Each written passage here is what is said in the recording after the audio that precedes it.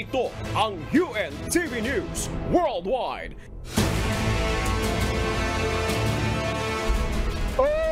Hello sa lahat ng ating mga kasangbahay sa buong mundo. Salamat sa Diyos sa panibagong araw po at mabuting pagkakataon na bigay sa atin. Hello sa iyo, Klein. Kamusta na? At ganun din sa ating mga kasamang global correspondents. Time check tayo. Ang oras na natin, 34 na minuto makalipas ang alas 4 ng madaling araw. Good morning, Kuya. At magandang umaga, mga kababayan sa Pilipinas. Nga, Kuya Noel, good to see you again. Magandang hapon naman dito sa Western Hemisphere. Ngayon ay araw ng Lunes, December 25, 2023. Mula sa Edmonton, Alberta, Canada, ako si Noel Poliarco. At mula naman dito sa Los Angeles, California, USA, ako si Klein Sinca. Maghahatid sa inyo ng umaatikabong balita mula sa iba't ibang panig ng mundo. UNTV News Worldwide. Sa ating global headlines. Czech Republic ginunita ang mga biktima ng nakalipas na mass shooting. 3 Russian fighter bomber jets pinabagsak umano ng Ukraine. Iran itinanggi ang kaugnayan sa pag-atake ng Houthi rebels sa Red Sea. Mahigit 70 Palestinians patay sa isinagawang airstrike ng Israel. Yekaterina Dontsova hindi pinayagang tumakbo sa 2024 election sa Russia. Amerikana sa Alabama na may dobleng uterus nagsilang ang kambal na babae.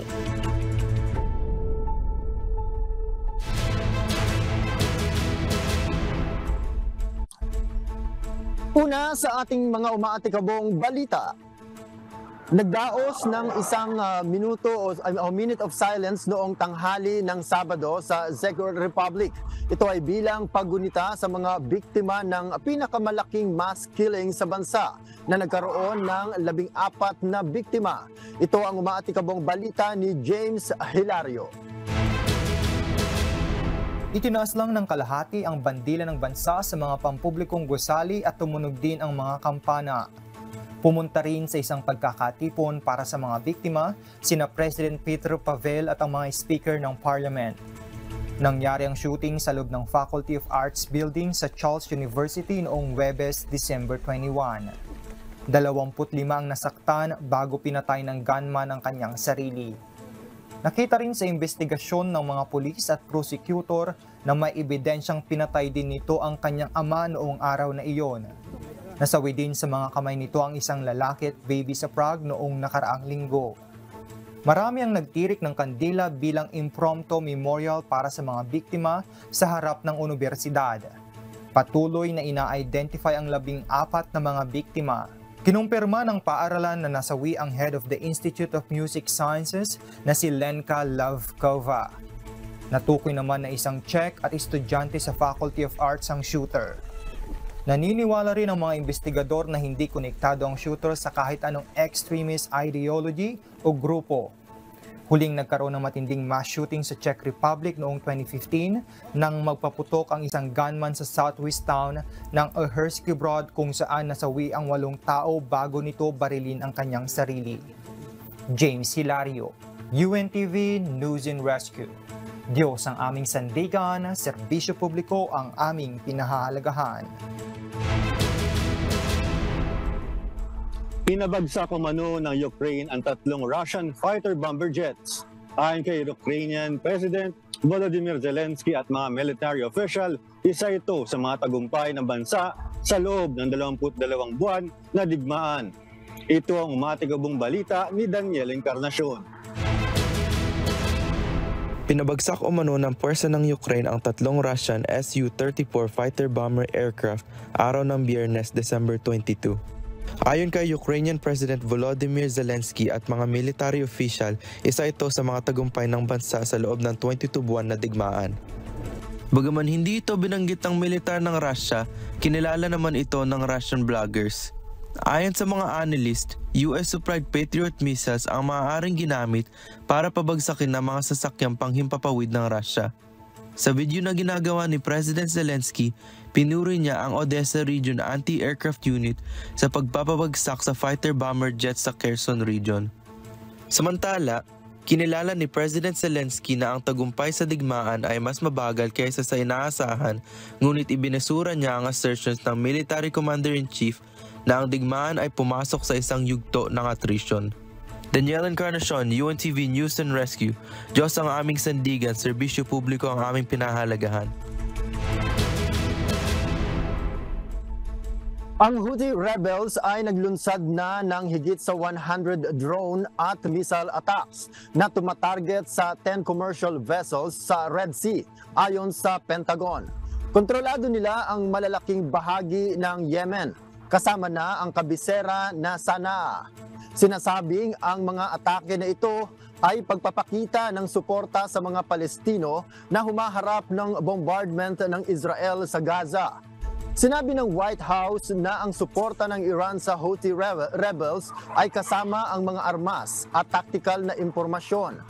Ipinakita rin ng White House ang mga deklasifikadong impormasyon na nagpapakita umano'y kaugnayan ng Iran sa mga atake. Sinabi rin ng Iran na suportado nila ang Houthi rebels sa aspeto ng politika, ngunit itinanggi nilang nagpapadala sila ng armas sa grupo.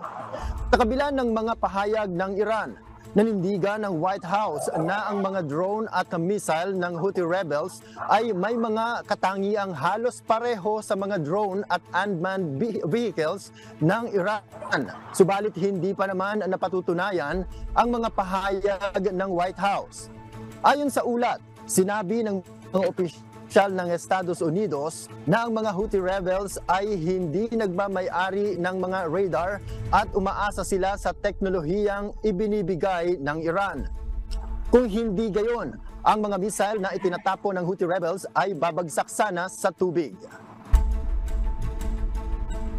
Patay ang mahigit sa 70 Palestinians, kabilang na ang 12-dosenang membro ng pamilya ng isang UN worker matapos tamaan ang kanilang tahanan. Ang nangyaring airstrike ay tinaguriang isa sa deadliest airstrike mula na magsimula ang digmaan, ayon kay Gaza's Civil Defense Department spokesperson Mahmoud Basal. US President Joe Biden hindi humingi ng ceasefire sa kabila ng deadliest strike. Mula sa Grand Prairie, Canada, may umatikabong balita si Jeffrey Reyes, live.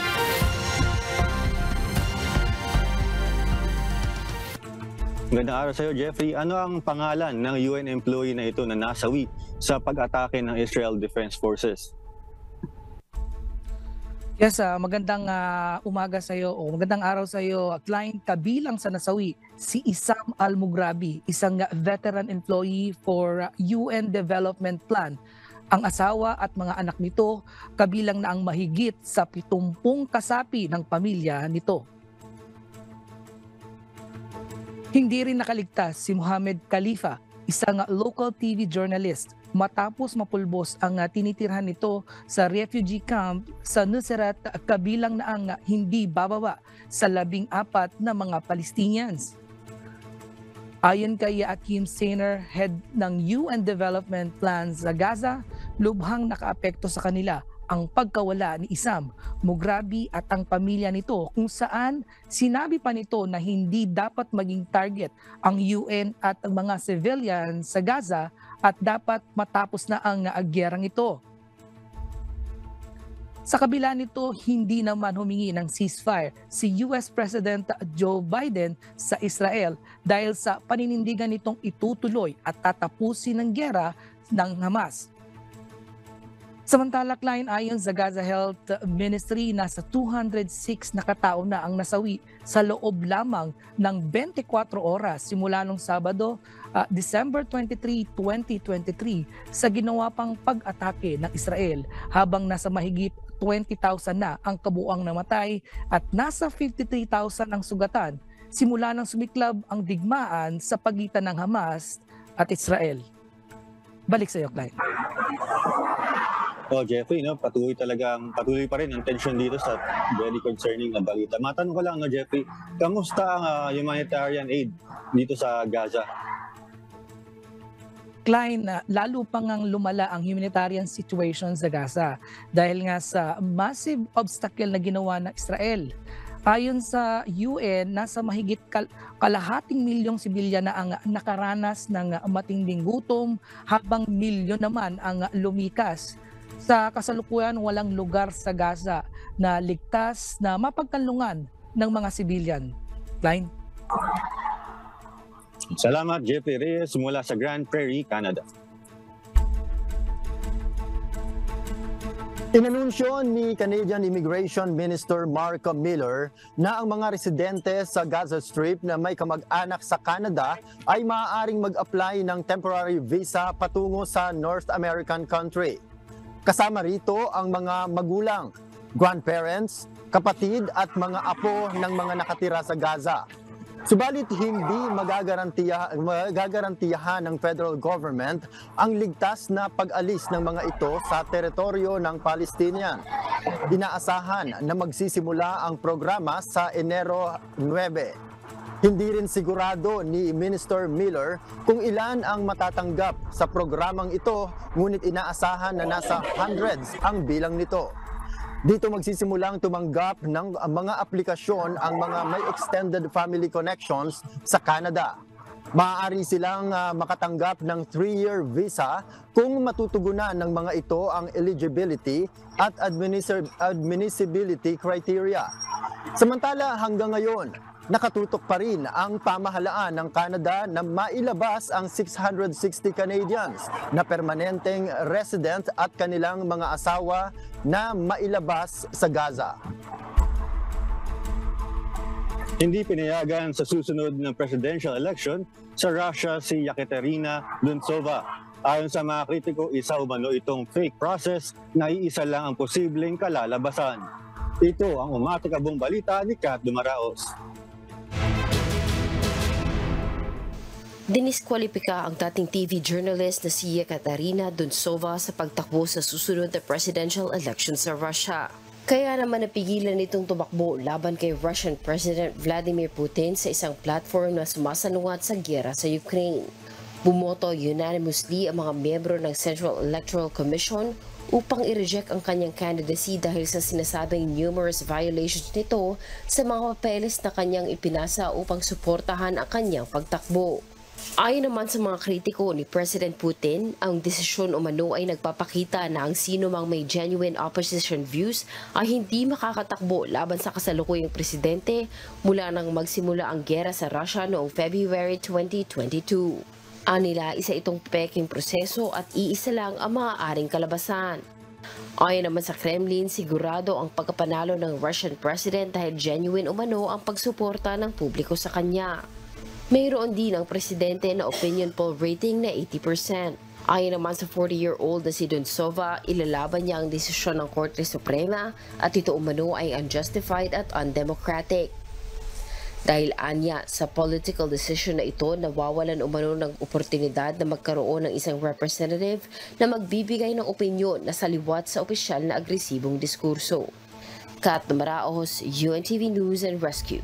Diyos ang aming sandigan, serbisyo publiko ang aming pinahahalagahan. Humagupit ang isang malakas na Pacific storm sa Southern California noong Huwebes, December 21, na nagdulot ng flash flooding sa coastal city ng Santa Barbara. Inanunsyo ng National Weather Service na umabot ang rainfall rates ng 7.6 cm bawat oras sa Ventura County at humina lamang sa huling bahagi ng araw habang patuloy ang pagsagot ng mga first responders sa mga tawag na parating. Nagpatupad din ang National Weather Service ng flood warning sa Santa Barbara hanggang alauna ng umaga noong Biyernes at nagbabala na may posibleng rainfall rates na 1 inch per hour. Isang Amerikana sa Estados Unidos na mayroong double uterus ang nagsilang ng malulusog na kambal na babae. Ang ganitong kondisyon ng pagbubuntis ay mayroon lamang 1 in a million chance na mangyari. Ito ang umatikabong balita ni Axel Salem. Nagsilang na malulusog na kambal na babae noong nakaraang linggo ang isang Amerikana sa estado ng Alabama sa US na mayroong rare congenital anomaly dahilan upang magkaroon ito ng 2 uteri o matris. Sa social media post ni Kelsey Hatcher, winelcome nito at ng kaniyang asawang si Caleb ang kanilang kambal na si Roxy Leila noong Martes ng gabi, December 19, at ang kapatid nitong si Rebel Leakey naman noong Miyerkules ng umaga sa Birmingham Hospital. Sa isang pahayag naman ni Obstetrician Shweta Patel, sinabi ito na naalagaan na niya Anya si Hatcher sa ikatlong pagbubuntis nito at alam nitong mayroon itong dalawang matris, subalit isang sanggol lamang noon at nagbubuntis ni Hatcher. Anya pa, ang pagkakaroon ng dalawang sanggol sa dalawang uteri ay tunay na isang supresang medikal. Ang pagbubuntis ni Hatcher sa magkabilang matris ay tinuturing na bihirang pangyayari na kilala bilang decavitary pregnancy. Ang kondisyong ito ay mayroon lamang 1 in a million chance na mangyari. Tinuturing na high risk ang pagbubuntis ni Hatcher, kaya naman 39 na linggo itong nag-induce at ipinanganak nito ang kambal matapos ang pinagsamang 20 oras ng pagli-labor nito. Axis Salem, UNTV News and Rescue. Diyos ang aming sandigan, serbisyo publiko ang aming pinahahalagahan.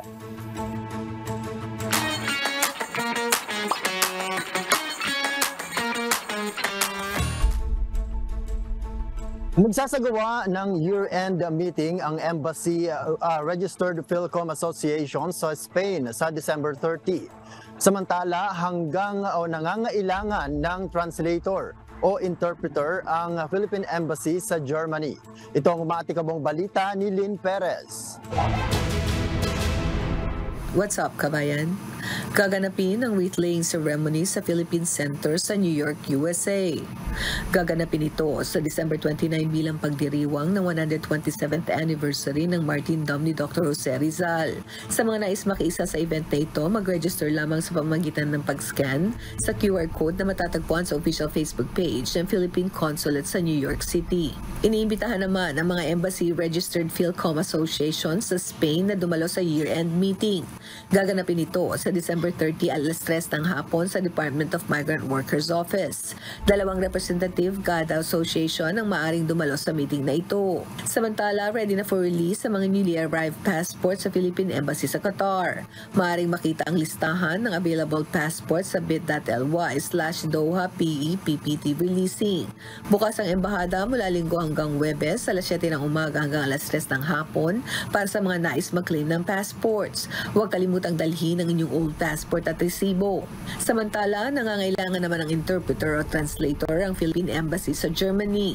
Ilan sa qualifications ay may German residency or citizenship, may experience bilang translator at fluent sa English at German language. Sa mga interesadong mag-apply, magsumite lamang ng inyong resume, cover letter, kopya ng passport data page at police clearance sa info@philippineembassy.de at ilagay sa subject matter ang Attention Administrative Officer. At yan muna ang latest mga kabayan. Ako pong muli si Lynn Perez para sa UNTV News and Rescue. Diyos ang aming sandigan, serbisyo publiko ang aming pinahahalagahan.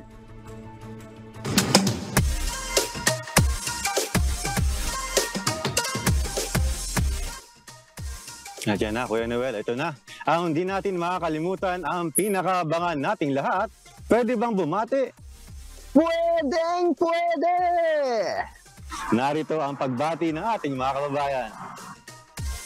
Hello po, ako po si Angie po dito po sa Texas, USA. Nabati ko po ang aking mama sa lokal po ng Gagalagi at lahat po ng mga kapatid sa lokal po ng Gagalagi. Maraming salamat po. Ayan. Mauna na ako bumati, Kuya Noel. Shoutouts tayo sa mga kasama natin dito sa lokal ng Central Los Angeles. Binabati natin ang Makalalad family, ang Paat family, Marquez family, Romero family, Concepcion family, ang Arbis family at kasama natin ngayon si Kuya Sani at si Mark Paat at si Cyrus. Yan, shoutout sa inyo. Samahan nawa tayo sa ating mga paggawa sa araw nito. Manuel. Ayun, at shoutout ko na rin yung binati mo yung ating boss Sunny dyan. At hello sa inyo. At ganun din, hello kay Armando Puzon. Lagi rin palang nanonood sa atin. Si Bert and Hilda Mendoza dyan sa Rainbow Lake. Kay Madeline Abong Garcia, kay Bebot and Hernan Galicia. Ganun din kay Eileen Jess Torres, kay Gerizil Lumabong, kay Brad Ding and Sis Evelyn Velasco, kay Brad Romy Pagkalinawan. Hello sa iyo. At ganun din kay Brad Fernando, at syempre sa aking mahal na asawang si Erwina, kay Juan at Joanne, at sa lahat ng mga kapatid natin dito sa buong Edmonton, Alberta, Canada. Ayun. Klein, kamusta ba? Kamusta ba ang weather dyan sa inyo? Mukhang masarap ang panahon dyan. Dito sa amin, ang lamig na. Pag medyo matagal na sa labas, ramdam mo na talaga.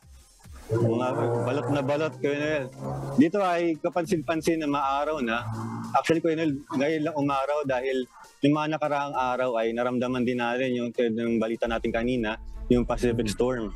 Kapansin-pansin dito dahil nasa Southern California din ang area namin sa Los Angeles, particular sa Pomona, California, na malakas ang mga pagbagyo kagabi. At kapansin-pansin din ang mga cell sites at ang mga internet ay nagkakaroon ng latency. Mga bagal ang ating mga wifi sa mga area dito sa Los Angeles. Ayun man dyan, lamig na lamig tayo. Oo, malamig nga rito, no? Pero kasi isa rin sa mga nagiging concern nga, lalo na dito sa atin, sa lugar natin ngayon, sa North America, may mga kagaya ng dito sa amin, yung flu season din kasi dahil nararanasan nga yan ngayon dito. So yung mga nagkakasakit pa rin, at samantalahin na rin natin na mapaalala natin sa mga kababayan din natin na magdoble ingat pa rin.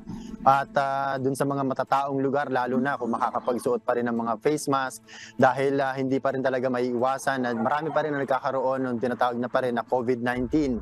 At yun nga, may mga kausap din tayo mga nurses, Klein, na dun sa kanilang mga ospital na pinagtatrabahuan ay marami talagang mga ina-admit na mga kaso ng COVID-19, lalo na yung may mga existing na ng mga medical conditions. Kaya sana ingat-ingat pa rin at yun, siyempre maingatan tayong lahat ng Panginoon. Klein. Okay, patuloy din natin dito sa California ang pagre-remind sa ating mga kababayan dahil na-anticipate din natin ang winter season dito sa west part ng USA, na ina-advise din natin ang mga kababayan natin dito na mag-face mask kung maaari at magkaroon din ng mga nire-recommend natin ng mga paggawa ng mga precautions dahil di pa rin naman nawawala ang COVID-19.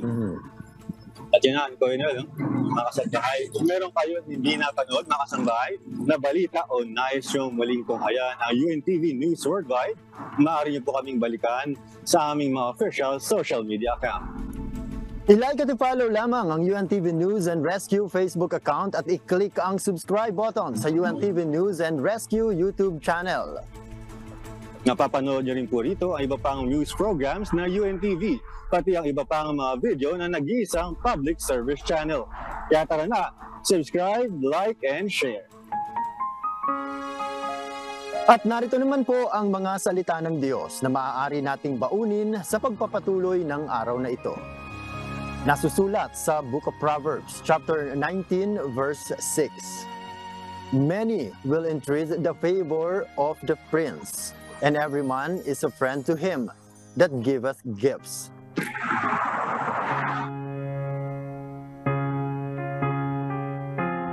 Iba't ibang panig.